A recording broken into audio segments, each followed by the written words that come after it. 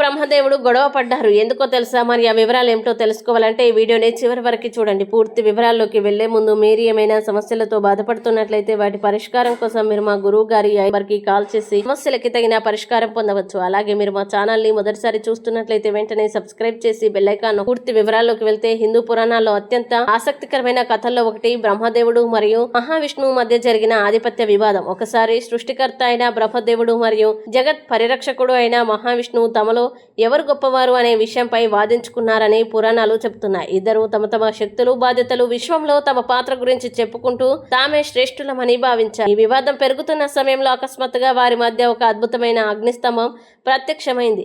అది ఆకాశాన్ని, పాతాళాన్ని తాకేంత అనంతంగా కనిపించింది. ఆ అగ్ని జ్యోతి ఎక్కడ మొదలై ఎక్కడ ముగుస్తుందో ఎవరికీ అర్థం కాలేదు. ఇదే తర్వాత కాలంలో శివుని జ్యోతిర్లింగ స్వరూపంగా ప్రసిద్ధి చెందిందని పురాణాలు చెబుతున్నాయి. అప్పుడు ఆ అగ్నిస్తంభం యొక్క ఆది అంతం కనుగొనమని ఇద్దరు నిర్ణయించుకున్నారు.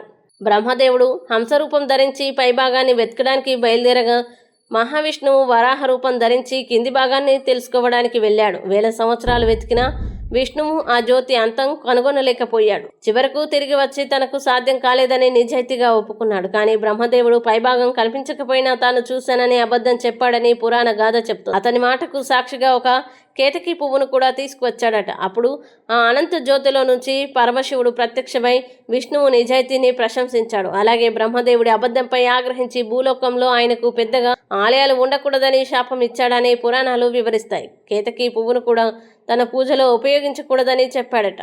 ఈ కథలో దాగి ఉన్న సందేశం చాలా గొప్పది. ఎంతటి జ్ఞానం, శక్తి ఉన్నవారైనా అహంకారానికి లోను కాకూడదని, సత్యం ఎప్పుడు గెలుస్తుందని ఇది బోధిస్తుంది. అలాగే పరమాత్మ అనంత స్వరూపాన్ని పూర్తిగా తెలుసుకోవడం ఎవరికీ సాధ్యం కాదనే ఆధ్యాత్మిక భావనని కూడా ఈ కథ తెలియజేస్తుంది. మొత్తంగా విష్ణువు, బ్రహ్మదేవుడు మధ్య జరిగిన ఈ వివాదం కేవలం గొడవ కథ మాత్రమే కాదు, వినయం, నిజాయితీ, దైవ మహిమను గురించి గొప్ప సందేశాన్ని అందించే పురాణ గాథగా నేటికి భక్తుల్ని ఆకట్టుకుంటుంది.